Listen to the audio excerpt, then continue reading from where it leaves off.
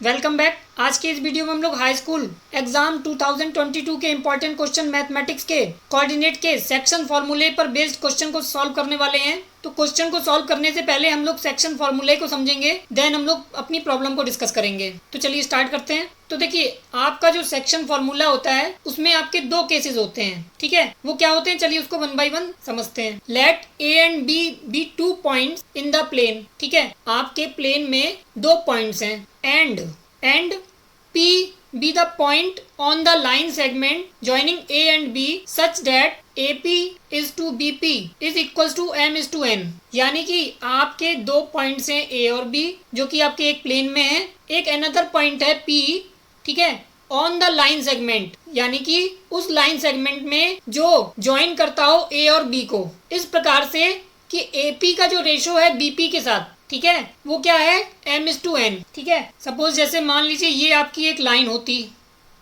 ठीक है, ये पॉइंट A होता और ये पॉइंट B होता, ठीक है। तो अब पॉइंट क्या हो सकता है, पॉइंट या तो इस लाइन के बीच में हो सकता है, ठीक है, या फिर इस लाइन के बाहर हो सकता है ना। दो ही केसेस हो सकते हैं, या तो पॉइंट यहाँ पर P हो सकता है या पॉइंट इस लाइन के बाहर हो सकता है ना। तो जब पॉइंट P इस लाइन के अंदर होगा तो उसको हम लोग करेंगे इंटरनली डिवाइड कर रहा है ना। और जब वो पॉइंट इस लाइन के बाहर होगा, ठीक है, तो हम लोग कहेंगे ये पॉइंट P जो है वो इसको एक्सटर्नली डिवाइड कर रहा है, ठीक है। तो देखिए वही दो केसेस के बारे में डिस्कस किया गया है। तो फर्स्ट केस क्या हो सकता है, ठीक है, the coordinates of the point P x, y which divides the line segment joining the point A, और इसके coordinate x1 y1 x2 y2 मान लिए सपोज, है ना, इंटरनली, है ना। जब इंटरनली करेगा in the ratio M/N are given y, तो उसके लिए फॉर्मूला क्या बनता है P x, y, है ना। सपोज इसके कोऑर्डिनेट आपके हैं x1, y1, ठीक है, और इस B पॉइंट के कोऑर्डिनेट हैं x2, y2, ठीक है। और ये जो पॉइंट P या इंटरनली या एक्सटर्नली डिवाइड कर रहा होगा उसके कोऑर्डिनेट माने हैं x, y, ठीक है। तो वो कैसे निकलता है P x, y mx2 plus nx1 upon m plus n, ठीक है, और my2 plus ny1 upon m plus n, यानी कि ये वाली वैल्यू आपकी x की हो जाएगी और ये वाली वैल्यू आपकी y की हो जाएगी, ठीक है। कब, जब ये इंटरनली डिवाइड कर रहे होंगे, ठीक है, ठीक है। तो सेकंड केस क्या बनेगा आपका, the coordinates of the point P x, y which divide point A 1, 1 and B external in the ratio M/N are given by। तब कैसे डिफाइन किया जाएगा, P जो होगा x, y कैसे डिफाइन किया जाएगा, बस केवल आपको यहाँ पर माइनस कर देना है, बाकी रेस्ट ऑफ फॉर्मूला सेम रहेगा, ठीक है। यानी कि mx2 minus nx1 upon m minus n, जहाँ जहाँ प्लस था वहाँ बस आपको माइनस कर देना है, my2 minus ny1 upon m minus n, ठीक है। एक्सटर्नल में माइनस और इंटरनल में प्लस, ठीक है, बस इतना आपको याद रखना है, ठीक है। तो चलिए अब बढ़ते हैं अपनी प्रॉब्लम पर। तो देखिए प्रॉब्लम कैसी हो सकती है, अब देखिए आपके क्वेश्चन किस टाइप के आ सकते हैं, या तो आपको P की वैल्यू फाइंड करने के लिए बोल दे, है ना, उस पॉइंट की वैल्यू जो इसको इस रेशो में डिवाइड कर रहा है, ठीक है, या वो पॉइंट दे दे और पूछे रेशो, ठीक है ना। तो इस तरीके के क्वेश्चन आपके आ सकते हैं। तो हम लोग जो क्वेश्चन करने वाले हैं वो आपको पॉइंट दिया गया है, आपको रेशो फाइंड करना है, ठीक है। तो देखिए आपसे कह रहा है in what ratio does the point -1, 6 divides the line segment joining the points -3, 10 and 6, 8, ठीक है। और ये आपका NCERT 2020 का क्वेश्चन है, ठीक है।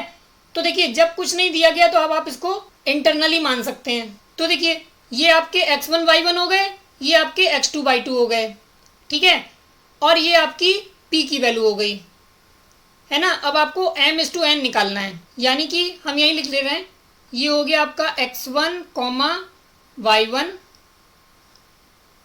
ठीक है, और ये हो जाएगा आपका x2, y2, ठीक है, और ये P पॉइंट हो जाएगा x, y। तो देखिए आपका जो पॉइंट P होगा वो क्या हो जाएगा आपका x, y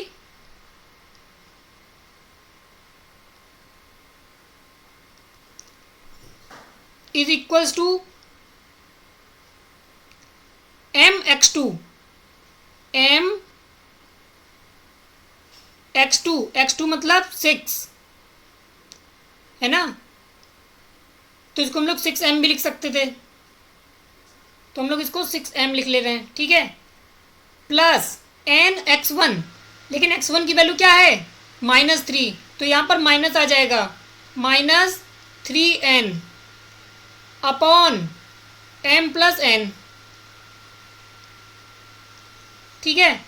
और यहाँ पर कितना हो जाएगा my2 यानी कि -8m और ny1 मतलब कि +10n upon m plus n, ठीक है, ये हो जाएगी। और x और y की वैल्यू क्या दी गई है -1,6 है ना, ये आपका -1 है और ये आपका 6 है, तो यानी कि इस टर्म को -1 के बराबर लिख सकते हैं और इस वाले टर्म को 6 के बराबर लिख सकते हैं। यानी कि यहाँ से हम लोग कह सकते हैं -1 is equals to 6m -3n upon m plus n। तो देखिए यहाँ से क्या हो जाएगा -m -n और -n हो जाएगा, और ये हो जाएगा आपका 6m -3n, ठीक है। तो देखिए अगर m को इधर ले जाएंगे माइनस के तो ये प्लस का हो जाएगा, तो वो हो जाएगा आपका 7m, ठीक है। और 3n को इधर लाएंगे तो प्लस का हो जाएगा और माइनस का n यानी कि 2n, यानी कि रेशो आ रहा है 2n is equals to 7m। तो हम लोग यहाँ से m और n का रेशो निकाल सकते हैं, तो m इज टू n बराबर क्या आ गया 2:7, ठीक है, यानी m और n का रेशो आ गया आपका 2:7। अब आप इसको वेरीफाई करना चाहें तो आप इसमें भी वैल्यू रख सकते हैं, यानी कि दूसरा पॉइंट क्या दिया गया था आपको 6, तो 6 is equals to -8m plus 10n upon m plus n हो जाएगा आपका, ठीक है। तो ये हो जाएगा आपका 6m plus 6n is equals to -8m plus 10n, ठीक है। 6n उधर जाएगा और 10 प्लस का n है, ठीक है, तो हो जाएगा आपका 4n, है ना। और या तो आप चाहें तो 2 कॉमन लेके सबसे कैंसिल कर सकते हैं, ठीक है। तो हम ऐसा नहीं कर रहे हैं, हम डायरेक्ट कर रहे हैं, और 8m को इधर ले आइए तो ये हो जाएगा आपका 14m, है ना। तो ये हो जाएगा आपका 14m is equals to 4n, है ना, 10 - 6 4 हो जाएगा और 8 + 6 14 हो जाएगा, तो 14m is equals to 4n।